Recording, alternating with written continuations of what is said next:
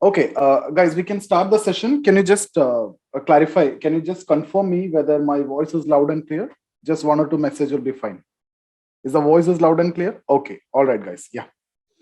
So I hope there is no problem from my side. In case if there is any problem with the audio, my side it is clear. You can just log out and log in again. Okay, and use the computer audio if you're joining with the computer or the device audio. Okay. So guys, let's start with the session. And what I'm going to do today, I'll be discussing the important topics with you. If you have not covered that, you definitely have to cover that. Take some time. You will not take too much time. So I will not be getting time to explain the complete history. So what I'll go through, what I'll do is I'll go through the important areas. And within that, some areas I'll try to focus on that I will discuss. I'll give you the perspective and I'll discuss the some important facts which you should not miss. Okay, and after attending the session, I don't think that you will be forgetting those areas immediately, so that it is going to be helpful for you. Now I'll start with 1773 Regulating Act, and I'll try to explain all the act, the constitutional development. In case if I'm missing something, you need to cover that. Okay, important ones I'll discuss for sure. Even when I'm discussing something, for example 1773 Regulating Act, I'll discuss within that only important points, guys. Otherwise, when I discuss about the constitutional development itself, will be taking 2-3 sessions. Okay, so that is impossible for me to do in this session. So we will try to cover all the acts. So we will be starting from 1773. What you need to do is 1757 Battle of Plassey, that areas, the wars, the Carnatic War, the Mysore War, and everything, the Maratha War. You need to cover decline of Mughals, Battle of Plassey, how they took the governance. There may be one question from that area. Okay, so if you have not covered that, if you are not confident in that, just ignore. At this point of time, it is actually not required because too much is there. And then it's not worth spending time at this juncture. If you have done that, just revise it, because I'm not going to do that. Battle of Plassey and all, I'm not going to do that. Okay, and then I also want to tell you certain things like peasant movements, very important. Just go through that. There is one chapter in Spectrum.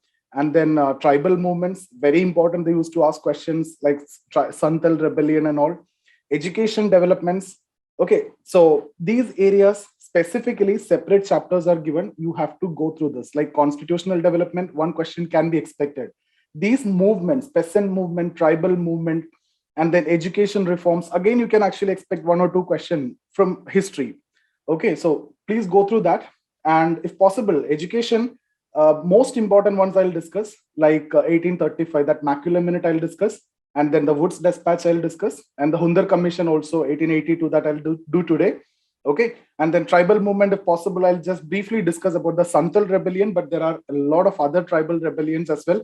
At least go through the idea behind that. Okay, not necessary that you need to know everything, but there will be something common that you need to go through. These are very important. So guys, let's start with 1773 Regulating Act. I just want to tell you 2 points from this only. Okay, so the 2 points are, for the first time, there are governors, right? Bengal, and then Madras, and then Bombay. 3 important presidencies, 3 governors. They were the head of administration in that area. So the governor of Bengal became Governor General of Bengal. That's the first point. So Governor General of Bengal here, 1773 Regulating Act. Now, connected to this, I'll also discuss about Governor General of India, in which act? 1833, Charter Act. Okay, so here 1773, Governor General of Bengal, Governor of Bengal became Governor General of Bengal. 1833, Governor General of Bengal became Governor General of India. So when he becomes Governor General of India, he is going to be the complete supreme authority in governance in British India. But when I say Governor General of Bengal, not much authority. This is completely independent. Governor of Bengal is there. Governor General of Bengal is there. Governor of Madras is there. Governor of Bombay is there. They have their own autonomy, their area. When it comes to internal matters, everybody enjoys that autonomy. External matters only, Governor General will have the final say. Let's not get into the examples and details, but this is what you need to understand. So Governor General of Bengal, and the first Governor General of Bengal was Warren Hastings. 1833 Charter Act, Governor General of India become Governor General of Bengal become Governor General of India. The first Governor General of India is William Bentinck. Then later, 1858, after the revolt, you will see there is a Better Government Act which was passed. In that, the post of Viceroy will be created. But when we see when we see arrears, who's this, right from the beginning itself, you want to know the duration. If you're busy, please just go, leave it, ignore the session unnecessarily. If it's not at all connected with the topic that I'm discussing, and I'm planning to cover all the areas, and I've told you I'll go with till 1905. If you please leave it. Okay, so then Better Government Act was passed. When Better Government Act was passed, then the post of Viceroy was created, but that Governor General post was actually continued.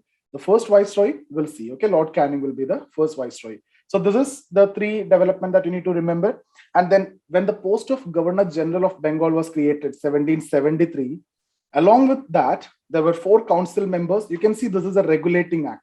So this is for regulating the company. Who will be passing this? Parliament will be passing the act. Regulation of the company. East India Company will be regulated through this.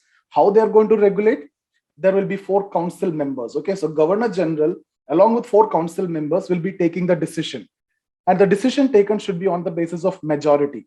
So the Governor General will be appointed by the company, and the 4 members will be appointed by the Parliament or the Crown. So the decision taken by majority, these members are coming from England, appointed by the Crown. So that majority, and there later you will see there are a lot of issues which are connected with this majority. Okay, Warren Hastings, the first Governor General, who was always not getting the support, and he was not able to implement any of his decision, and that led to Pitt's India Act of 1784, and you will see some modification in this provision. So what I'm saying is Governor General of Bengal plus 4 members. 4 members are appointed by the Crown. Governor General appointed by the company. He's the head of the company. Decisions taken on the basis of majority. Since they are the first 4 members, you just need to remember the name. I'll quickly tell that name. If possible, just note it down. Richard Barwell, Philip Francis, George Monson, John Clavering. Or you can just refer it also later, because we will not be spending too much time. Richard Barwell, Philip Francis, George Monson, and John Clavering. Governor General, Warren Hastings. Okay, that was the first provision. Most important one. Second one, which I want to tell you, is related to, there was a provision related to a Supreme Court. A Supreme Court need to be established. Act is in 1773, and you will see a Supreme Court was established at Calcutta 1774. But never be confused, this Supreme Court and the modern day Supreme Court is different. That is coming after 1935 Government of India Act. This is for the trial of Europeans. Okay, let's not get into the details of it. That's enough. And then the first Chief Justice of the Supreme Court is Justice Elijah Impey.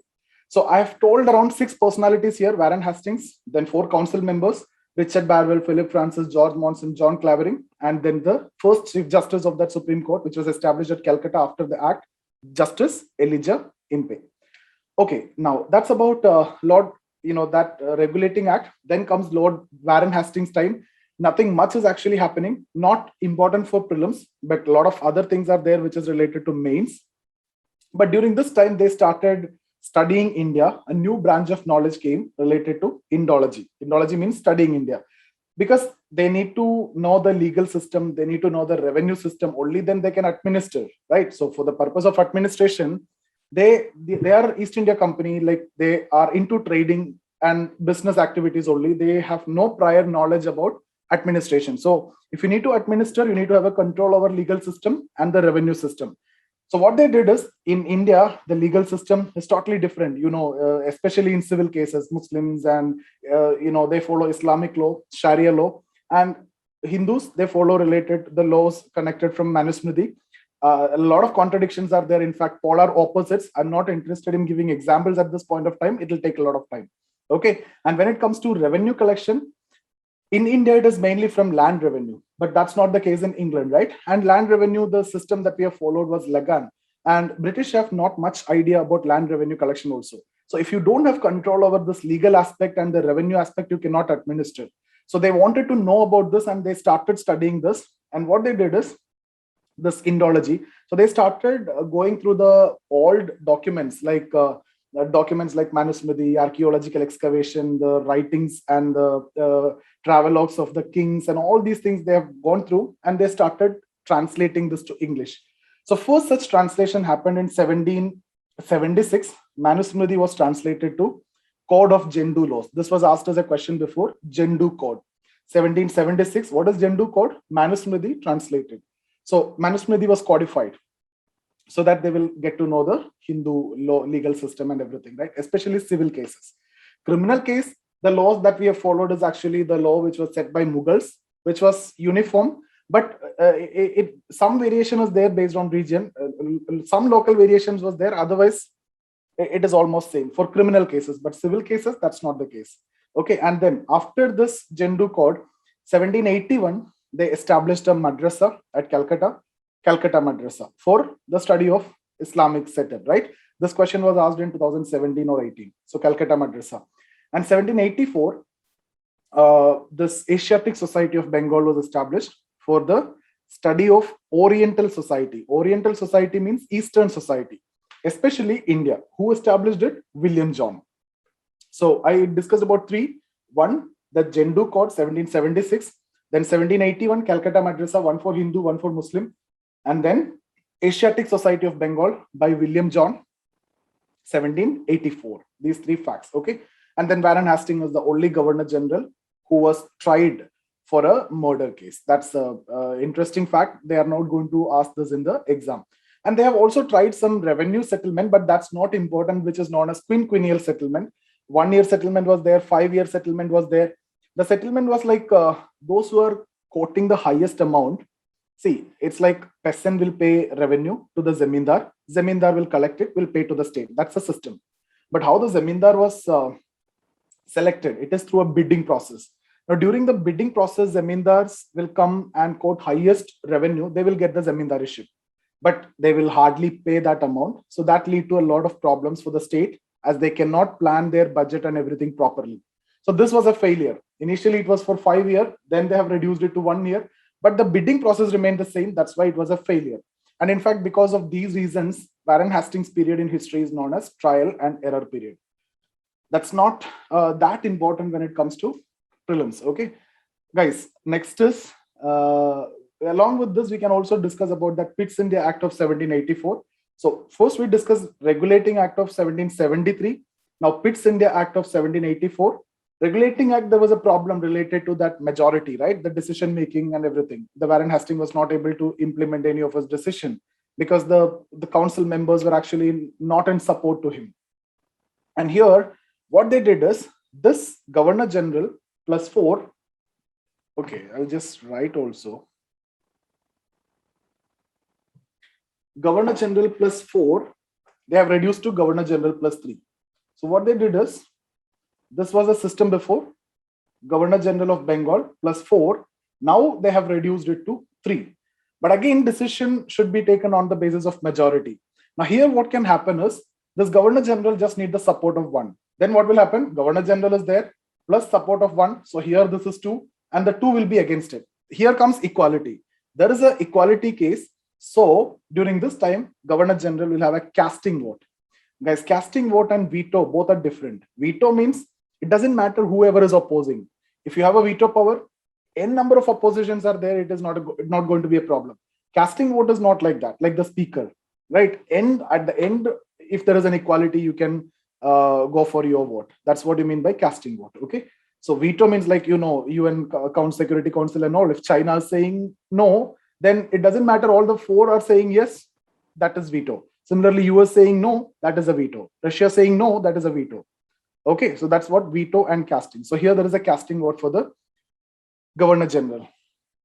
And then next provision was related to, there was a, they want to regulate. So this is again for the regulation, and you can see regulation keep on increasing. So a board of control was established in England. Board of control established in England, they're going to regulate the company. So previously, what happened? The 4 council members who are coming to India, who are appointed by the parliament, and regulation from here, they are sitting here along with the Governor General. Now, Board of Control in England with 6 members, they are going to regulate the affairs of East India Company in India. So there also regulation is there, here also regulation is there. Okay, so that's what I'm saying. The regulation, the control over the company keep on increasing. So a Board of Control established at England with 6 members to regulate the affairs. Now guys, this is to regulate the company. So I'll just tell you one fact which is connected with this. 1857, after the revolt, what will happen? Company rule end. So the crown will take the control. Will there be any need for this Board of Control? Now, no, right? Now there is no need. So you will see later in the Better Government Act, when we discuss, if time is there, I'll discuss that also. This board of control, which was established now, will be abolished, and instead a post will be created, that is Secretary of State post. Secretary of State means like the foreign minister, external affair minister, with an office known as Indian Council Office. Okay, so now board of control, it will go till 1857. After that, it will be abolished, and then Secretary of State post will be created. And one more fact connected to this, I'll tell you. Wood's Dispatch. Wood's Dispatch. It was a letter which was written by Charles Wood to Dalhousie. Okay, you know who was Charles Wood? He was in fact the last president of board of control. Okay, because 1857 time, that's when this just before the revolt, right? 1854. That's when Wood's Dispatch. So the last president of board of control was actually Charles Wood. He wrote a letter to the Governor General, Dalhousie. That's what Wood's Dispatch. In fact, he became the first Secretary of State also, because he was the last president of board of control when it was abolished, and when the Secretary of Post was created, he became the first Secretary of State as well. All right, that is just a connection. So we are actually discussing about the Pitt India Act, and the third one was there was a provision of recall. Recall means, see, the Governor General is appointed by the company. He's the head of the company. The other members are appointed by the Parliament. So if the Parliament is not satisfied or happy with the members' performance, they can call them back. But that's not the case with Governor General, because he is the head of the company. But now they have introduced this recall, under which if the Governor General is also not good, or if the Parliament is not happy with the Governor General, even the Governor General can also be recalled. Okay, so the company can recall any of its official, including Governor General, if not the company, the Parliament, if they're not satisfied. So there's a three important provisions. Otherwise, you can go with Spectrum, or you can go with Lakshmikant. Okay, any of this is fine, because these are coming under that heading of constitutional developments. Guys, next is Lord Cornwallis. Quickly, we will discuss about Cornwallis time after Warren Hastings. Cornwallis, you need to remember three important reforms, mainly three, and then one more is there that is related to revenue. That's the fourth one. One is civil service reform. The question was asked, who is known as the father of civil service? Lord Cornwallis. So 1793, all these are coming in his last year, that is 1793. Civil service reform. He is the person who introduced civil service. Obviously, he is known as the father of civil service, but not for Indians. Okay, and it is not through an open competitive exam or anything. Indians will be coming because of 1833 Charter Act. There was a provision in 1833 Charter Act that no discrimination should be made in the recruitment of civil services on the basis of sex, color, creed, place of birth, etc. That made the system open to Indians because there is no discrimination. But technically, Indians are coming after some point of time. Okay, so guys, this is related to civil service reforms. He introduced civil service. The next is police reforms. Till then, there was no organized policing setup. Yeah, there was no organized police system, and there was no organized policing system. The zamindars, they used to enjoy the power of policing. Okay, so now, in fact, when we discuss about mains, we have to discuss all these things in detail, because law and order situation in India is drastically improving during British time. You will see a lot of examples. Even by William Bentinck time also, I'll discuss a few more examples. But this is one thing very important, right? What? Police system was established. Police officials were appointed. Police stations were established. Okay, so police officials were appointed for the first time. Police stations were established. Now, there is a catch here. Police stations were established on the basis of area. Remember that. One area, one police station. Other area, another police station, like that. Not on the basis of population. Actually, it should be on the basis of population. More the population, more police stations required. Logically, right? So you remember this point. In case if they are giving police stations were established on the basis of population, it's a wrong statement. Okay. Police stations were established. That's true. But on the basis of area. Police officials were appointed. Police stations will be headed by Daroga. A number of police stations, there will be a circle which will be headed by SP, Superintendent of Police. All right. So that's about police reform. Nothing much is there. Then judicial reform, which is very important. When we discuss about judicial reform,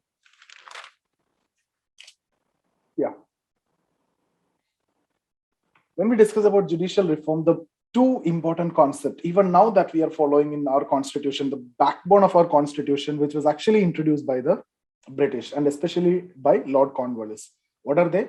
Rule of law and equality before law. So rule of law, equality before law, two very important concepts, the backbone of our constitution, which was introduced by Lord Cornwallis or the British. Okay.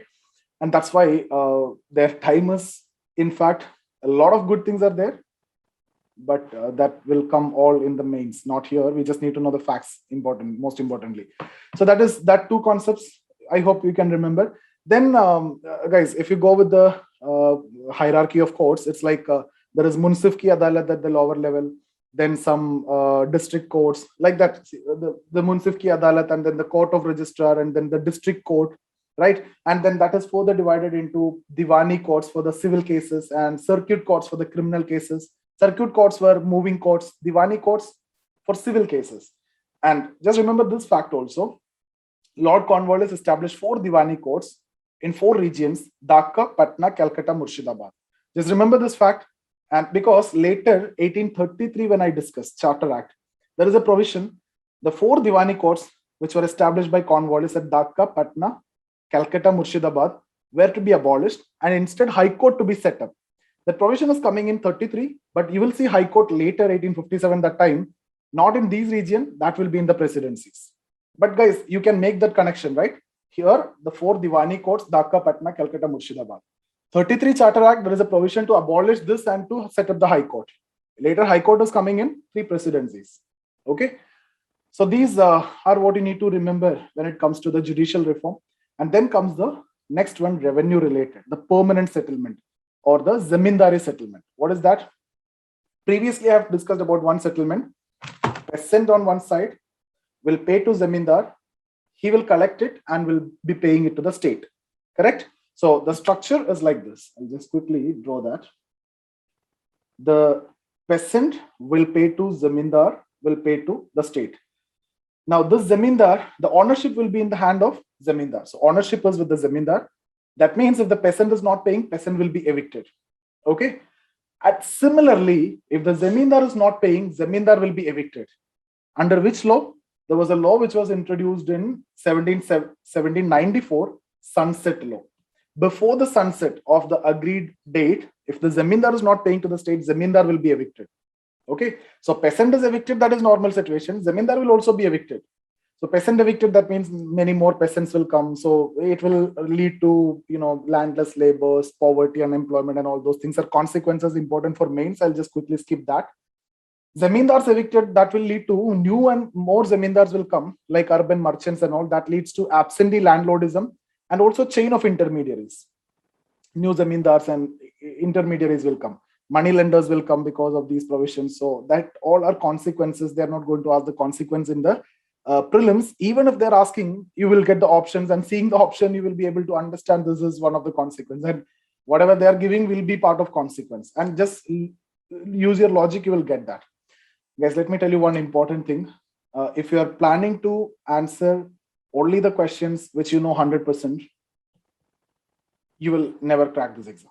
Okay, so if you're making your mind like this, that 100% I know, I will be attempting this only, make it very clear that you're not going to crack this exam. It's going to be very difficult, because when you sit in the exam hall, you will be hardly getting around 35 to 40, 100% correct answer that you will be very confident. Some of them will be 90%, 80% will be there. You may definitely go with that. But in my opinion, if you're getting this option, even 50-50, you definitely have to go for it. If you're stuck between two choices, don't leave it. You have to take the chance, especially if it is your first attempt and if it is your last attempt. You have to take this chance, okay? Because anyway, I always believe in math and probability. Probability is in your favor. If you're taking this, but see, if you're getting around 15 questions like this, stuck between two, and you're leaving all the 15 questions, this is one scenario. And 15 questions you got like this, and you're trying to, test your luck in 2 or 3 questions. What will happen? This 2 or 3 questions will go wrong. But if you do that in the 15 questions, logically, mathematically, if you believe in maths, okay, minimum to minimum, at least 8 you should be getting correct, or 8 wrong and 7 correct you will get. Imagine if you're getting 8 correct, or even if you're getting 7 correct, or even if you're getting 6 correct. This is the worst probability. Getting 6 correct, in fact, is the worst probability for me, right? I may get 7 or 8 easily, because you are losing logic also, and you are already stuck between 50-50. So already you have a 50% probability. And if you are using some logic, even if you're not using logic, you have to jump onto it, guys. No matter what, you have to jump onto it. The reason is, even if you're getting only 6 correct, 9 wrong, for this 9 wrong, what you will lose? You will lose 3 from this 6. Still, you are with 3 questions which are correct for you, and that will give you 6 marks. Okay, that 6 mark is going to decide everything. In fact, 1 mark will decide everything. I've seen many of my friends and students who are missing this prelims for 0.33, 0.5, 0.66, this mark. So if you're stuck between 2, definitely you have to go for it. It doesn't matter what is your thought process or anything. It is not that you may think that I'm not lucky, but maybe you will be the luckiest on that day. Don't know. Even if you believe in maths, you will be in for sure. Not in for sure, but this probability is definitely in your favor. Out of 15 questions, even if you take 10 questions, okay, let's suppose 10 questions, and imagine 5 at least you should get. That is what directly, when I say 50% probability, means you should be getting that. Imagine you are getting only 4 and you lost in 6. What is the problem here?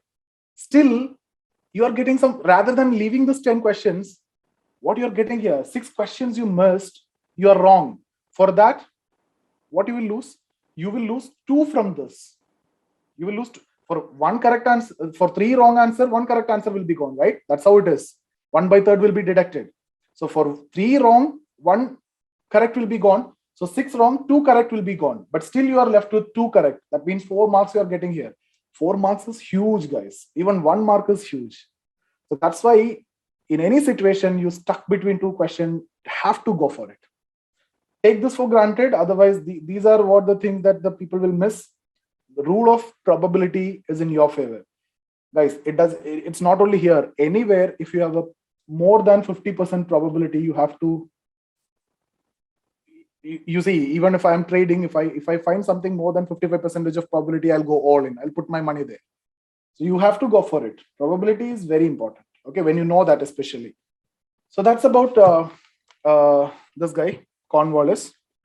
Revenue reforms we were discussing. Comprehension is entirely different thing. I'm not discussing about comprehension here. We will not be able to complete anything. Guys, let's focus on this history part. So I'm saying about peasant will pay to zamindar, will pay to the state. Who's the owner? Zamindar is the owner. Okay. And sunset law introduced in 1794, under which zamindar will be evicted. Where it was implemented? Mainly in the eastern part, Bengal, Bihar, Orissa, some parts of Tamil Nadu, and some part of Benares. So, but mainly remember, this is in the eastern part. Around what percentage? Like 19% of British India. 19% of British India. Okay. So who implemented it? Lord Cornwallis. Along with him, John Shore. In fact, John Shore became the next Governor General, but we will not be discussing, as there was nothing much during his time. So Lord Cornwallis and John Shore, 19% area, eastern part of India, some parts of Tamil Nadu also there. Okay, so I hope this is clear. Ownership is with the zamindar, sunset law. These are the facts related to this. Next is Ryotwari settlement. Ryotwari settlement, the change is, instead of a zamindar who's collecting, they appoint a British official here. And this guy will collect, the collector.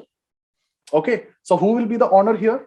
Earlier zamindar, here the peasant is getting the ownership. That's very important. Okay, so here there is no absentee landlordism or any such problem. Where it is implemented? In the central and south region. That you can see maximum part, right? Entire Madras, and then the central provinces with the capital Nagpur, Bombay, all these regions, it is actually a Ryotwari system. So it comes around more than 50%. It's around 51% of British India. 51% of British India. Who implemented it? Thomas Munro and Reed. 2017, direct question. Who implemented Ryotwari settlement? Direct, like this only, Munro and Reed. This is what you need to pick from the option. Easiest, right? So Thomas Munro and Reed. So 51% central and south portion, and ownership is with the peasant. What is the third one? Mahalwari. Mahalwari here, instead of official, there is a panchayat, the Mahal, village. Village will collect it, village panchayat will collect it, give it to the state. Who introduced it? Holt Mackenzie. What percentage area? This is 19 gone, 51 gone, 70 gone. So 30% area. Okay, where? Eastern part, it is zamindari settlement or permanent settlement. South and center, Ryotwari. So what is left out? Northern part, that 30%, like Punjab, that Western UP. When I say UP, it is United Provinces, that regions. Okay, so it's not that one settlement and then that is replaced with other. All these three are going parallel. One in the eastern side, the other in the central and south region, and the other in the northern part. So that's about revenue settlement, guys. Now next is Wellesley. Okay, so Wellesley time, what is important during Wellesley time? There is something called as Subsidiary Alliance. Okay, so you just need to know this Subsidiary Alliance. What is Subsidiary Alliance? If you ask me, it is nothing but a military help. Like if a local state is facing a threat, you will approach a powerful person. Like here, local king facing a problem, you will approach the British. So what the British will do, they will offer the military support. They will keep near that local king or local territory, so that this army will be used to protect if there is any disturbance from the enemy. This is the actual concept of Subsidiary Alliance. Who introduced it? Not Wellesley. If the question is about whose brainchild or who introduced it, it's actually a French governor, Dupleix, when he rented his army to Hyderabad way back in 1740s. So who introduced Subsidiary Alliance? It is Dupleix, a French governor. But what Wellesley did, that's very interesting. Wellesley have made some changes into it, and he used it as policy by which they could expand their army presence across India. Like what he did is, he signed this treaty with many local kings. In fact, some of them were forced to sign also, like Mysuru is one of the states which were forced to sign. And because of this, what you can do, you can keep your army everywhere, and the local king will feed them. All the expenditure of this army will be taken care by the local king. That is one of the conditions. So by following this policy, he was able to keep the presence of his army across different parts of the country: north, south, west, east, center, and everywhere. So this is how they use this policy. There are some conditions, guys, in this. Like the local state which is signing this treaty cannot employ any foreigners other than English in their army. One condition. That means straight away they prevented entry of any foreigners other than English. Second, the local state who's signing the treaty cannot sign a peace treaty or war treaty with the others. If you want to sign it, you have to firstly inform it to the British. And inform means it's a very diplomatically used word. Actually, you need to get the permission. And when you are getting permission, means what? You're surrendering the sovereignty. And this is the reason why Tipu was not interested in signing this treaty. Instead, Tipu went for a war. That's the Fourth Anglo-Mysore War. That's what I've told you to look into the wars. Okay. In fact, the main reason is this for the Fourth Anglo-Mysore War. So he was not interested to sign this Subsidiary Alliance. And he fought the war. He died in that war. After the death of Tipu, Mysore signed the treaty. Mysore signed this treaty after the death of Tipu in 1799. And historians consider this death of Tipu as an honorable death than a dishonorable pact. What is this dishonorable pact? It's a Subsidiary Alliance. Instead of signing that, you went for a war and you died in that. So, guys, I've seen this question, and I used to ask this question in the test series also. Tipu's death in history is known as an honorable death than a dishonorable pact. And most of the students, what they do is they keep on writing the causes of this and the way it was fought and everything. They will never mention about Subsidiary Alliance. In fact, what is the question? Question is about that pact. Which pact? It's a Subsidiary Alliance. Okay. So that is what I've told you, surrendering sovereignty. And there is one more provision that if you're signing this treaty, you have to keep a English resident in the capital of that local state who's signing the treaty, and the entire expenditure of that person need to be taken care by the local king. This is how they have kept their presence everywhere. But guys, remember one thing, even though they are keeping their army everywhere, they never had an intention to annex these areas at this point of time. I'm saying at this point of time, when the policy of Subsidiary Alliance introduced, they never had an intention to annex states. So never be confused here. But later you will see, after 1813 Charter Act, and then Lord Hastings come, not Warren Hastings, a different Hastings come, he will change the policy and they will start annexing different states. That time, this policy actually helped them to annex the states. Okay, so in fact, this helped in future for them. As of now, they don't have any intention to annex the states with this policy. Okay, so that's about, and what the promise which was given by the British, they will not interfere in the internal matters, and then they will, doctrine of lapse is entirely different concept, okay? And I'll discuss doctrine of lapse also. They will not interfere in the internal matters, and they will support the local state from any external threat. But that they never kept that promise, right? Even those states which signed the treaty also were annexed by the British later. Sindh is one of the states which signed the treaty, but Sindh was annexed. And there is a very famous statement written by the person who was responsible for annexation of Sindh. His name was Charles Napier. And during the Governor Generalship of Lord Ellenborough, while Sindh was annexed, he wrote a letter to the Governor General by saying that we don't have any right to annex Sindh, and still we do it. And what a piece of rascality it will be. So they are very clear that they don't have any right to do that, but still they do it. Okay, that's not important for you anyway in prelims. But obviously you need to know who's the person responsible for annexation of Sindh. I've just told the name, Charles Napier. Who was the Governor General? Ellenborough, which was the year 1843. Okay, so you guys also need to know the states which signed the treaty. At least the first few states signed the treaty. Hyderabad signed in 1798. You need to know the state and the year. They will ask you the match the following. They will ask you chronology order. Just see, you will not be able to take notes now when I'm going so fast. At least you should be in a position, take it as a revision. I'm just dealing it as revision only because most of you have either attended my session or you're part of my mentoring program, or you have seen the videos in the YouTube, or somehow you know these things. So I'm just helping you to revise it. In case if you're finding it for the first time, what you need to do, you have to refer it later. Okay. Okay. So Hyderabad, 1798. Mysore, I've told you, after the death of Tipu, 1799. Awadh, 1801. Peshwa, 1802. Sindh, 1803. Just remember this and always remember the year. They will ask you match the following. Okay, they will ask you chronology order as well. Second, one more fact, during Wellesley time, 1800, they established a college, the college name, Fort William College at Calcutta. And what is the objective of this college? Like you guys got into civil service, then what will happen? You got a different cadre, right? So for example, I'm from Kerala. If I'm supposed to get Tamil Nadu cadre, do I know Tamil? No. So how can I do the administration?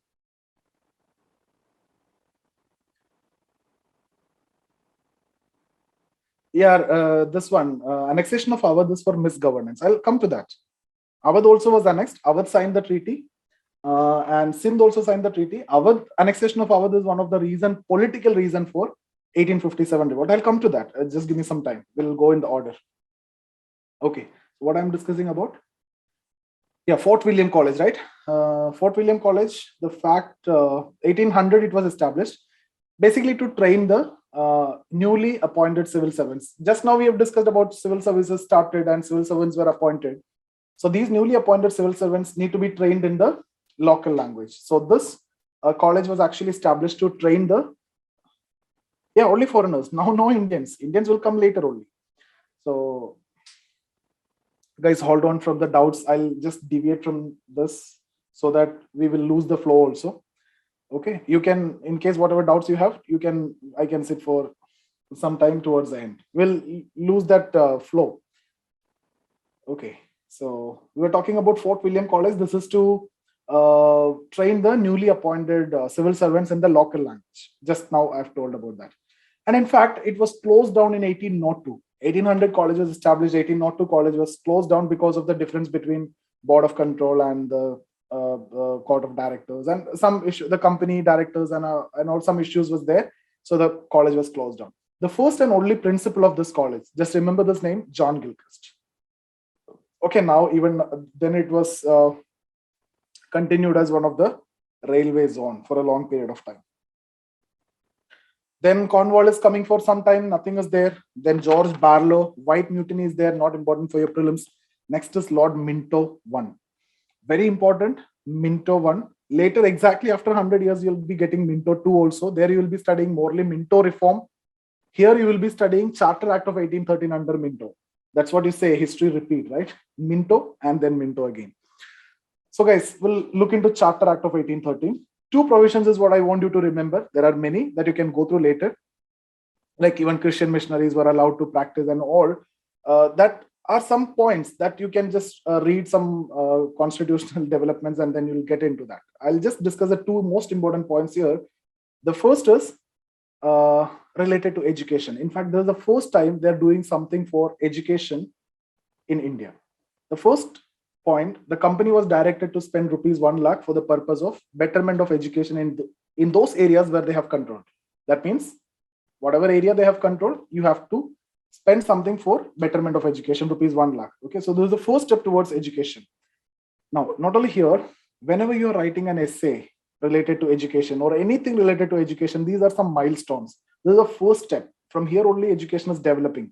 1813 something happened, then 1835 Macular Minute, 1854 Wood's Dispatch, 1882 Hundar Commission, then Raleigh Commission. Different commissions are coming, but this is the first step, right? Okay, guys, I'll go in the, okay, if briefly I can talk about Macular Minute, though I'll come back later as well. Macular Minute 1835, that is the next reform in education, 1835. Macaulay, who was the law member in the council, I'll tell you what is law member, when it was introduced and the reason and everything later.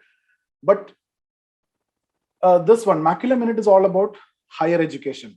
The focus was on higher education. How to give higher education? It should be in English model and in English language. There was a debate which was going on that point of time, what kind of education to be given to Indians, what model and what medium. So the debate was between Anglicist and Orientalist. I don't want to get into the debate and all. Finally, Anglicist won the debate and they decided to give the education, higher education in English model and in English medium. So this is what Macular Minute, higher education, was focused. This is known as trickle-down theory or downward filtration theory. Why? Because not all are going to get education. Only few are going to get education. And the expectation is that this one person will teach the rest of the others in vernacular language. So you throw something to top, you educate this few, that will automatically come down. That's what trickle down. It never happened. That's a failure. So this reform was a failure.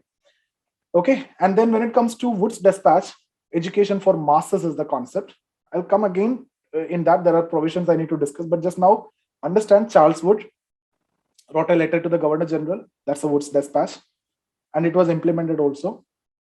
Education for masses before higher education. Now education for masses is the responsibility of state. And here focus was more given again on secondary education. Secondary education should be given in vernacular language. Higher education should be in English. But even then primary was not given into focus. Later Hundar Commission comes, they focus on primary education. Guys, I'll go in the order, and when we discuss, when we reach 1835, I'll discuss that. 1854, I'll discuss the Wood's Dispatch. 1882, I'll discuss Hundar Commission. So just now, I just gave you the outline. Okay, so that's about the first point in the 1813 Charter Act.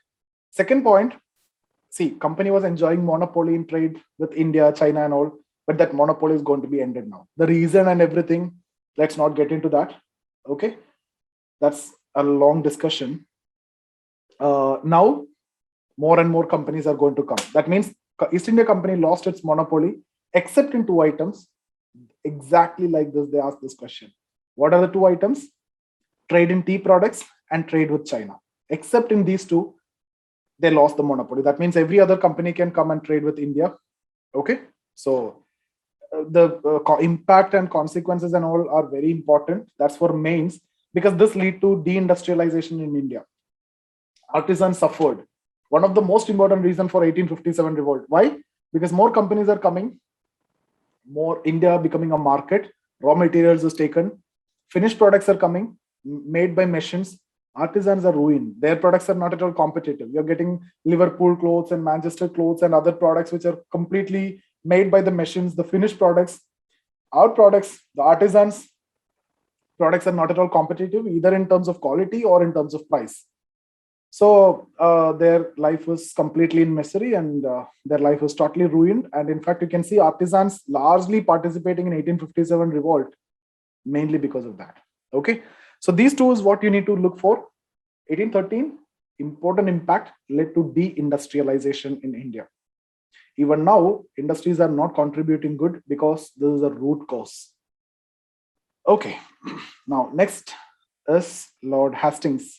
Just before I mention about this, Okay, there was an Anglo-Nepal war, and it ended with the Treaty of Sagauli, and he was honored as Marcus. Not important. What is important during this time is, as I've discussed before, there is a change in policy. Now they're going to annex more areas. Why? The logic is, after 1813 Charter Act, end of monopoly, now you're looking for raw materials and you're looking India as a market. So if you need to have raw material, then you need to have a political control. So they started understanding the potential and they started annexing more and more areas. In fact, if you see the previous annexations during this time, the areas which benefited them the most, you can see they always annex. Like the which war? There was a war which was fought, right? The Third Anglo-Maratha War, 1817-18. During this time, Lord Hastings' time, which was fought. And why it is important? They have been completely crushed. The Marathas were completely crushed. And the Peshwa during this time, the Bajirao too was sent to Vittur. That's a common thing that they used to do. They beat a king and then they will be sent back to some other areas. They will not allow that king to stay here, right? So later Bahadur Shah Zafar was beaten. He was sent to Rangoon. Then Maharaja Dilip Singh was beaten. He was sent to London. This is a common practice that they do. They don't want to make that king stay over there because he can come back very strongly. Okay, so Peshwa Bajirao too was sent to Vittur. What I want to tell you is, this is an area where cotton was growing because cotton industries are coming in England. And if you need to get cotton either from US or Egypt or India, US already got independence. Now you need to pay. So India is the better choice for them. So where is cotton grown? In the area where that particular soil is there, right? The regular soil, whatever is there. So Deccan region, in fact. So they fought and they captured that area. Because what I want to tell you is the area which benefited them the most, they started capturing those areas. Okay, and the next is very important, Lord William Bentinck. Just 1 minute, guys. Lord William Bentinck. You remember before I've told you, during British time, the law and order situation have improved drastically. So here, he introduced a law, anti-Thuggee law. Thugs are were a common problem during that point of time. Like these are like criminals. They are hiding in jungles and they loot and they kill the traders who are passing through. Okay, so that was a very big problem. And anti-Thuggee law introduced and thugs were completely suppressed. So the law and order situations was improved drastically. So if you get a question in mains, British time, law and order situation, talk about police reform, talk about anti-Thuggee law. And again, there was certain laws like if you hide a criminal in the village, the entire village will be punished. So those kinds of laws you can see during British time. Second, there is nothing much to discuss there. Anti-Sati resolution was passed 1829, right? So the Indian who was responsible for that is Raja Ram Mohan Roy. So anti-Sati resolution, under that, Sati was declared as a culpable homicide not amounting to murder. 304B, right? So culpable homicide not amounting to murder. And then that's it. That's about Sati. What is most important? Charter Act of 1833. So we discussed about Regulating Act 1773, 84 Pitt India Act, 13 Charter Act. This is 33 Charter Act. One point I've already mentioned, that Governor General of Bengal became Governor General of India. So there is a change from 73 here. Okay, so Governor General of Bengal became Governor General of India. So what happened? Who became the first Governor General of India? Lord William Bentinck. Who was the last Governor General of Bengal? Lord William Bentinck itself, because that post is abolished. Okay. Then second is, till now, the council member, 74 Governor General plus 4, 73, and 84 Governor General plus 3, reduced, right? Now what is going to happen? Once again, it will be increased to 4. So now Governor General of India plus 4, and the newly added member is known as law member, right? This like Attorney General or Advocate General. What is their role? To advise the Governor General in legal matters. Okay, so the fourth member is the law member. And this first law member, what's his name? Just before I've mentioned, Lord Macaulay. And he suggested that Macaulay Minute is actually from this. Okay, so what is Macaulay Minute? It is nothing but related to higher education. And it should be in English model, English medium. Only few are getting the education. State did not took up the responsibility. They followed the trickle-down approach, which is also known as downward filtration theory. That's enough, guys. Okay, because we don't have much time. And okay, one more. We have discussed about monopoly ended except in two items. So that two surviving monopoly also ended here. That means trade in tea product and trade with China was the two. Okay, and in this that also ended. Then the fourth one also I have discussed before, the four Diwani courts, which were established by Lord Cornwallis at Dhaka, Patna, Calcutta, Murshidabad, were to be abolished, and instead High Court to be set up. Okay. And the last one, again, I've discussed before related to civil services. No discrimination should be made in the recruitment of civil services on the basis of sex, color, creed, place of birth, etc. So guys, simple, right? Governor General of Bengal become Governor General of India. 3 council member become 4. Fourth one is law member. Third is related to end of monopoly completely. Fourth is related to that 4 Diwani courts to be becoming high courts. Fifth is related to no discrimination in the civil service. Others are there, just go through that. These are the 5 most important ones. And during this time, the first medical college was set up. No, this is in 1833 Charter Act. I'm talking about 1833 Charter Act. Okay.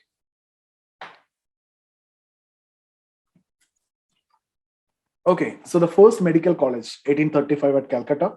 First tea garden was set up. All these are actually happening during this time. Macular Minute, Anti-Thuggee Law. Okay, so all these during this time. Now, Charles Metcalfe, next Governor General, 35 to some months. Why Charles Metcalfe is important is because for the first time, press freedom was given. Okay, now guys, there's a very controversial topic. Press freedom will be given by some, will be taken back. You can see later Lord Lytton is coming and imposing Vernacular Press Act. Then Ripon will be taking it off. And then later Indira Gandhi is also imposing the same draconian law and will be lifted back again. So this is like a very controversial topic, but you just need to know what was the first newspaper which was published in India? The Bengal Gazette. First newspaper. That's not the first Indian language newspaper. It is in English. Who was the editor? James Augustus Hickey. So Bengal Gazette is the first one. James Augustus Hickey. What is the Indian language? Samvad Kaumudi. Who was the editor? Rajaram Mohan Roy. Which language? Bengali language. Just remember that 2 facts. Then Lord Ellenborough time, I have told you, annexation of Sindh. You just need to mention Ellenborough, annexation of Sindh. Person who was responsible was Charles Napier. Then Lord Hardinge is coming after that. See guys, I'm not mentioning about the years because I'm expecting that you know these things. I'm taking it as a revision. I've told you already. It's a revision session. So that's why I'm just mentioning the Governor General, not the tenure. Okay. 2 important points: ban on human sacrifice and then ban on female infanticide. Female infanticide was a practice among Kshatriyas like Rajputs at that point of time, which was very common. Ban on that. Human sacrifice was mainly practiced by some tribal groups like Gonds and all in the Madhya Pradesh, that central region. So, guys, there are a lot of good things are actually there during British time. Now comes Dalhousie. So, what is more important? Dalhousie, D, Doctrine of Lapse. What is Doctrine of Lapse? What you all know is, if a king do not have a direct heir, after the death of the king, that state will be annexed under British. This is what you all know, right? But this is not the same. This is not evenly applicable for all the states. They have divided the states into different categories. Okay, so guys, some of you may have I've seen many confusion with respect to Wellesley, Doctrine of Lapse, DD. That's the easy way to remember, right? The Dalhousie and Doctrine of Lapse.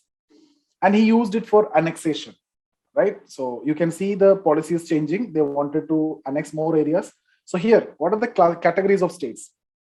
2 main powers, Marathas and Mughals, right? Not powers anyway, but we are just discussing in that way. So the states, okay, I'll be discussing that. So 3 categories of state, just understand. And then you can read also later. Mostly, I hope you will be knowing, okay? So the states which were neither part of Mughals nor Marathas, nor were paying taxes to either of them. What does that mean? Neither part of Mughals, not part of Mughals, nor part of Marathas, not part of Marathas, nor were paying taxes to them. Guys, there are states which were remaining independent but pay tax to them. But first category, not part of Marathas, not part of Mughals, not paying tax, totally independent.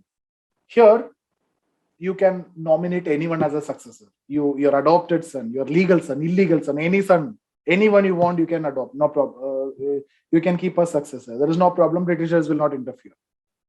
Second category, the states which were either part of Mughals or Marathas, they were either part of them, or if they're staying as independent, still they are paying taxes to them.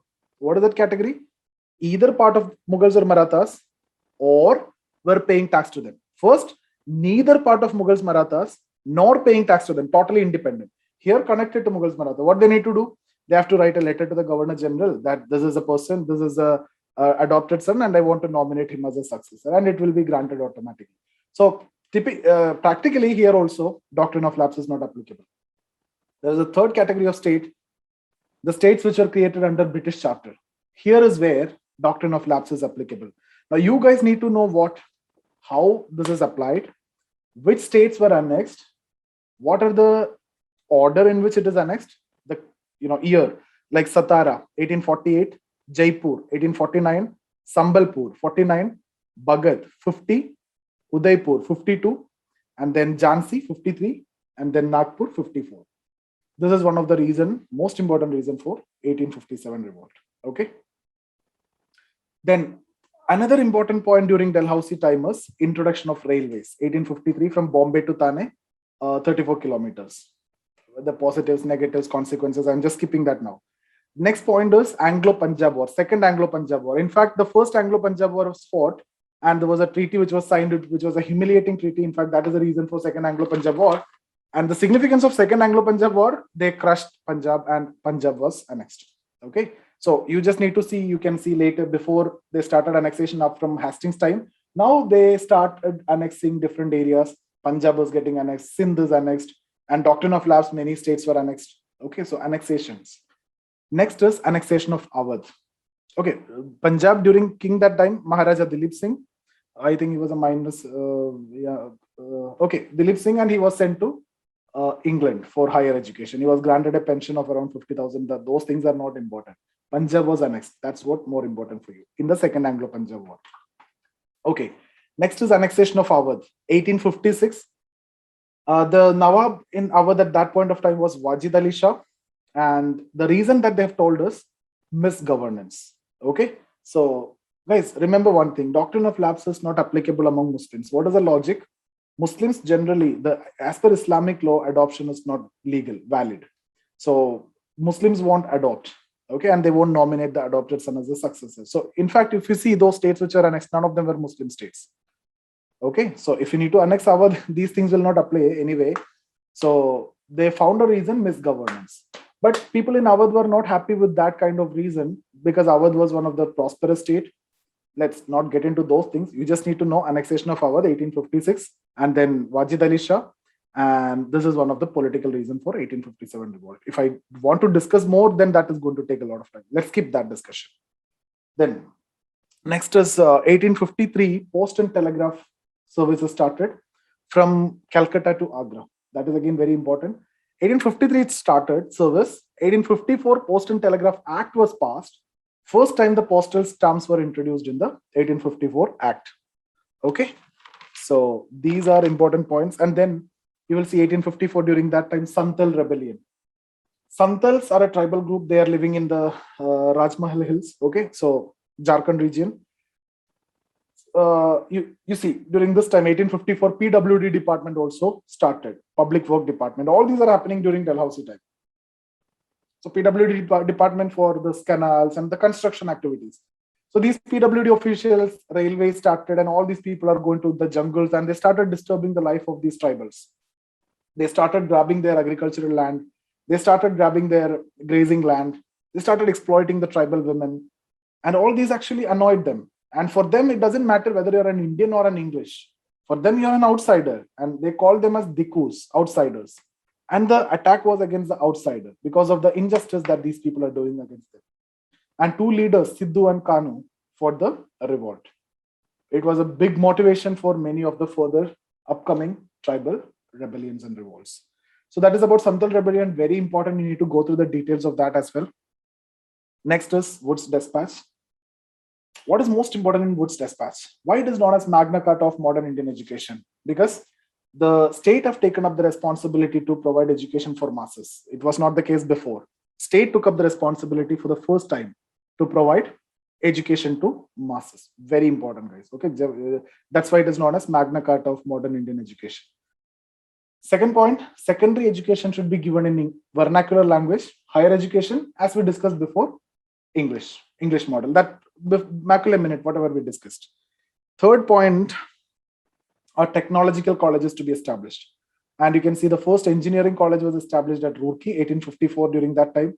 Then one more institute, Pusa Institute of Agricultural Science, which was originally established in Bihar, but then 1934 there was an earthquake and it was shifted to Delhi. So 3 points: one, education for all. Second, secondary education should be in vernacular language, higher in English. Now technological colleges, one in Roorkee, and that is the IIT now. During Vajpayee time, that was converted to IIT. And then fourth one, universities to be opened. And you will see 3 universities in the 3 presidency. Bengal, Bombay, and Madras. Calcutta, Bombay, and Madras. Okay. And then final one, teachers training program to be started. So will you be able to remember this? Yes, very simple, right? Then Santal Rebellion, and then Widow Remarriage Act. Okay. So guys, when it comes to mains, we have to discuss a lot, because Lord Dalhousie, in fact, even called as father of modern India. This debate is there. Who's the father of modern India? Raja Ram Mohan Roy. Can we call him Dalhousie as father of modern India? In fact, more contribution than Raja Ram Mohan Roy is there from Dalhousie's side. But we need to be very diplomatic and careful in answering that. Okay. When you discuss about Raja Ram Mohan Roy, what you will talk about? Anti-Sadi resolution. Who did that actually? William Bentinck. Raja Ram Mohan Roy cannot do anything. But who did this one? Widow Remarriage Act. Despite opposition from all the upper caste, Brahmins and Kshatriyas and everyone, he did it. So even in that scale, who's at the top if you measure? I would give this rank to Dalhousie. Okay, and apart from that, if you see Wood's Dispatch alone, education reform, what any contribution of Raja Ram Mohan Roy will ever come close to that Wood's Dispatch or railway, post and telegraph? No, right? Nothing. So who should be called as father of modern India? But we cannot write that, right? We need to be very careful. But guys, we can do that all after the prelims. You clear the prelims anyway. Next, Lord Canning. During his time, revolt is there. Guys, we don't have to discuss about revolt because this is something which everybody know. 4 reasons: military reason, economic reason, political reason, and socio-religious reason. What are the military reason? That Greece-Carthage conspiracy, and then the discrimination and crossing the sea. That is a big problem because you are losing the caste. So it is affecting the religious sentiments and the caste sentiments. They're discriminated in terms of their wages and salaries and the other perks. And they're humiliated by calling suvar, nigger, etc. All these are military reasons. What the trigger? Trigger was the Greece-Carthage. Economic reason. Why artisans fought? Deindustrialization. Why peasants fought? Because of high rate of taxation. That's the 2 economic reason. Political reason. Annexation of Awadh. Doctrine of lapse. Socio-religious reason, this anti-Sadi resolution, this Widow Remarriage Act, this ban on human sacrifice, ban on female infanticide, and all these things. These upper caste people, these religious leaders and all started thinking like this, that Britishers are unnecessarily interfering their religion and they were not at all interested in that. Okay? This is the reason. And then you just need to go through the leaders and the centers in which the war has fought. Okay, and the reason for failure, it was not organized.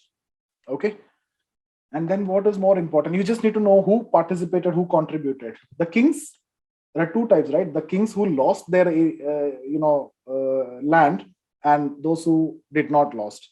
So those who did not lost, those who are not annexed, they supported British. Those states which are annexed, they were fighting the revolt. And then middle class. Okay, before middle class, zamindars were supporting British. Peasants were fighting the revolt. Artisans were fighting the revolt. Okay, religious leaders were fighting the revolt. And then middle class, they neither supported British nor the revolt. They remain neutral. This is a word that you need to pick if you get it from the option. They remain neutral. Okay, because they were not sure about the outcome. Okay, that's enough. And then Better Government Act. I'll quickly go through that. Better Government Act, the main point is company rule is ending and Parliament is directly going to administer India, the British India. Second, a post of Viceroy was created, but the Governor General post will be continued. Then what is the difference? Guys, Governor General is the head of governance in British India. So you have British India and India, which include princely states. So British India, who's the head of governance? Governor General. Then who's Viceroy? Viceroy is the representative of British India and the princely state to the Queen. But both are actually the same person. Now onwards, you'll see Lord Mayo, Viceroy, and Governor General. The Lytton, Ripon, all are going to be Viceroy as well as Governor General. Okay. Then I've told you already before, the Board of Control, which was established in 1784 Pitt Act, is it relevant now? No, right? There is no company to regulate now. So Board of Control was abolished, and instead a post of Secretary of State was created with an office known as Indian Council Office with 15 members. That's enough. Okay. The last president of Board of Control, Charles Wood. He wrote the letter to the Governor General. That's the Wood's dispatch. First Secretary of State, also Charles Wood. Okay. Who's the first Viceroy? Now Canning. Who's the last Governor General? Not Canning. Why? Governor General post was continued. It is going to be Mountbatten. But if you remember, when I told about Governor General become Governor General of India, first Governor General of India, Bentinck, last Governor General of Bengal, Bentinck. But here that's not the case. First Viceroy is Canning, but last Governor General, no, Mountbatten, because Governor General post was continued. Just 1 minute, guys. Class, class. Class, food noodles.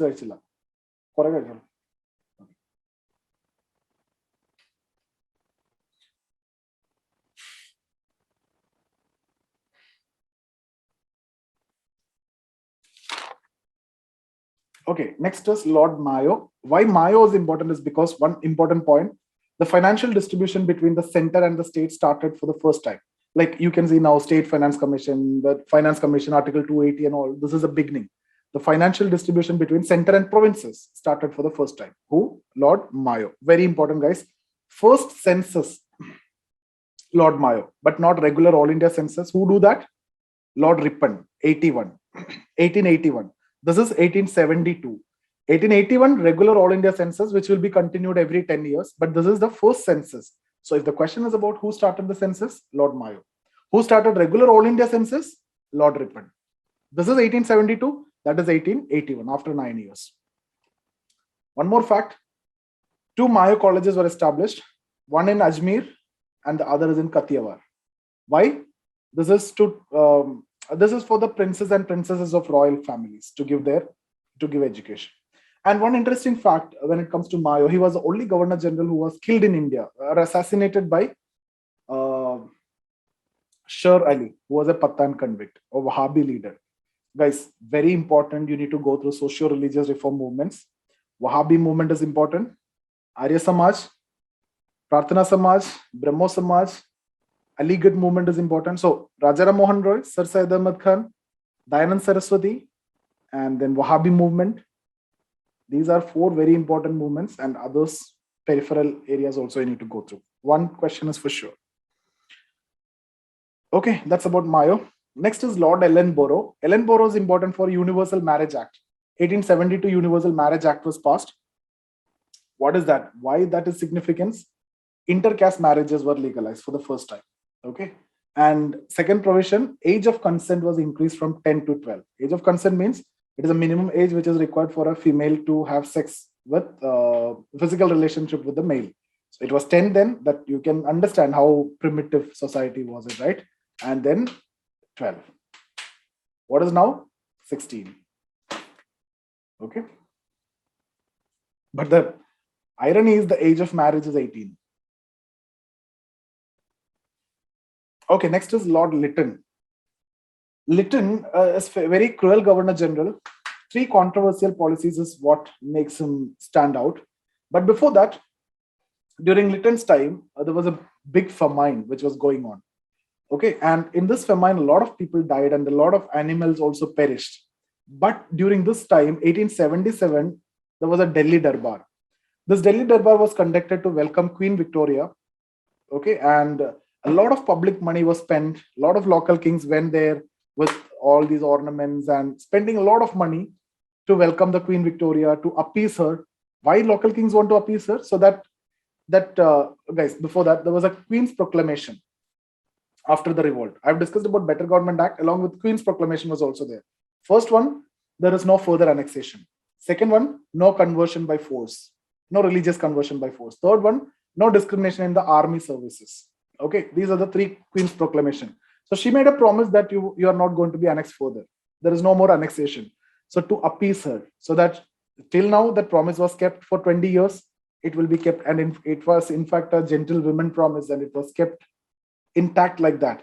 And that become a bigger problem for us after independence to integrate all these princely states and all. And Sardar Vallabhbhai Patel and all were doing it. That you will study in post-independence later. Okay, so we were talking about famine and the money spent during this Delhi Darbar. And in this Delhi Darbar, she was given a title Kaiser-i-Hind, that means Caesar of India. Okay, so and she was declared as Empress of India. All these were the facts that you need to remember. But the fact is, during this time, people were suffering like anything. And one point, a famine commission was appointed here by Lytton. The question was, who appointed the famine commission? Lytton. Who was the head of the commission? Strachey, Richard Strachey. But who implemented who drafted the report of the commission? That is during the time of Ripon. So you need to see who appointed Lytton, who drafted, whose time it is Ripon. Now, what is a famine code? Famine code is having around 2-3 points, like in those areas where there is a crop failure of more than 50% or more, you don't want to pay tax. 1 point. Second, government will provide food to people in return of work. Third, government will provide fodder for animals. This is what the famine code. So who implemented it? Ripon. Who appointed the commission? Lytton. Who was the head of the commission? Strachey. Okay, famine code 1880. Lytton, 3 controversial policy. One is Arms Act, the other is Vernacular Press Act, third one is lowering the age of civil service. What is Arms Act? The license to possess arms was tougher for Indians, which was liberal for English. Why they want to do that? We have seen already 1857 revolt and then some issues. So they don't want to motivate the Indians to hold arms. That's not in their favor. That's not in their best interest. So the license to possess arms become tougher for Indians, and it is very discriminatory. So nationalist was against it. Second was Vernacular Press Act. Vernacular pass languages, newspapers have to pass through some censors before they publish something, but the same was not there in English language. That is also discriminatory. That's a right to freedom of speech and expression. That also become an issue. And then the lowering age of civil services. Let's not discuss too much about it because a lot of discussion actually required. You just need to know the fact. It was 21, the maximum limit. Now you have the minimum.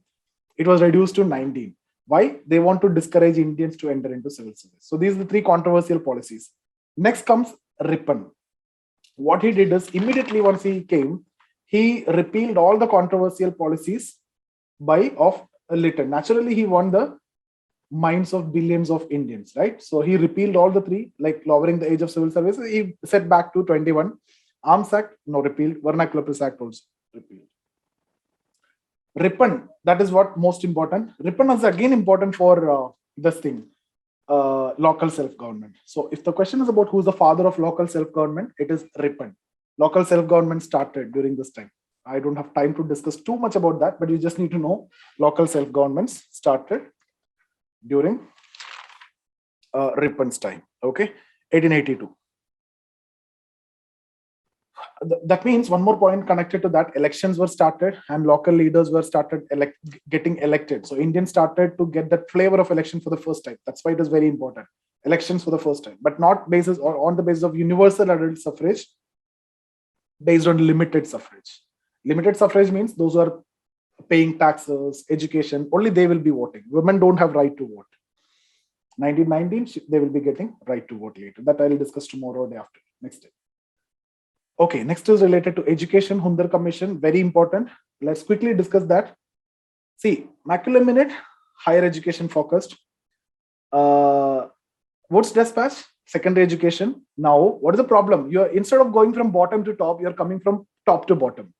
So that problem was going to be solved here. Now you are going to focus the primary education. So the first point will be focus the primary education. Okay, was given importance. Second point, grants and aid to private schools, because you already made a promise that education for masses is a responsibility of the state. So if the state need to give education for masses, government schools alone is not enough. So you give grants to the aid, support to the private school. Like you start a school, the government will support the grants and aid program. Okay, you start a school, so come with confirm or satisfy some conditions, you'll get the grants from the state. Women education should be given importance, and more universities to be started. We have seen already universities there, now more universities, and you will see this period is going to be the golden era of university. 1915, 1922, that time, like 84 Punjab University, then 87 Allahabad University, then Aligarh University, then Jamia Millia University, Osmania University, Dhaka University, Patna University, Banaras Hindu University. So many universities are going to come during this time. But the controversy, there is a controversy. What is that? Ilbert Bill controversy. What was that? See, this guy is a very liberal person and he wanted to do something good. So what he did is, till then, Indian judge could not hear the case of Europeans. So he made a reform, in fact, that Indian judge could hear the case of, go for the trial, the case of Europeans. But then Europeans protested against it and he was forced to amend the bill. If he did not have brought that bill, there was no problem. Now, the amended version goes like this. Indian judge can go for the trial or try the case of Europeans, hear the case of Europeans, but he should be assisted by an English judge. And this annoyed the nationalist because that is again discrimination. But remember, this guy wanted to do something good and he come up with this and then the protest and then amended. So this is the Ilbert Bill controversy. Original form, Indian judge could hear the case of Europeans. Amended form, Indian judge could hear the case of Europeans, but he must be assisted by an English judge. That's the only controversy. And in fact, an interesting point that I want to tell you, when he left Calcutta, the people of Bengal actually protested against it. The people came to the street and protested against recall of, Ripon. Such a kind of treatment, no viceroys or governors will get, right? Even the Indian prime ministers won't get. Okay, then formation of Congress. First session was held at Bombay. Sir Tejpal Guru Gokul Sanskrit Vidyalaya. Around 100 attended the session. 72 were official. 72 were members, and others were officials. First president W.C. Banerjee. First secretary A.O. Hume. Okay, and the 4 sessions. Just let me show you that 4 session. With this, we'll be winding up the session today. So 1885, 86, 87, 88. Guys, normally the last 3 days of the year, December 28, 29, 30, or 29, 30, 31, that time, 3 working days is where the meeting is held. So the first session was held in Bombay. Okay. And then second was at Calcutta.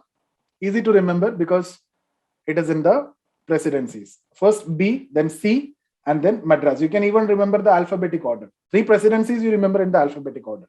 Fourth is Allahabad. Guys, this is mostly, even when you discuss about high courts, the first 3 in Bombay, Madras, and Calcutta, then the 4th will be in Allahabad, right? Like that, there's in Allahabad. Now, one point which I want to tell you very importantly is, you see, Bombay, this is west, right? And Calcutta, east. Madras, south. Allahabad, north. So, west, east, north, south. Why? Is it accidental or purposely done? It is purposely done to make sure that India is not, this Congress is not a regional organization. It's an all India organization. Similarly, there's a rule in the meeting. If the meeting is held in this city, X city, the president should not be from X city. He should be from some other area. And that become a problem in 1806 or 1807. They never wanted Tilak to be presiding the session, and that's why they held that session in Surat, right? Because Tilak is from, Bombay.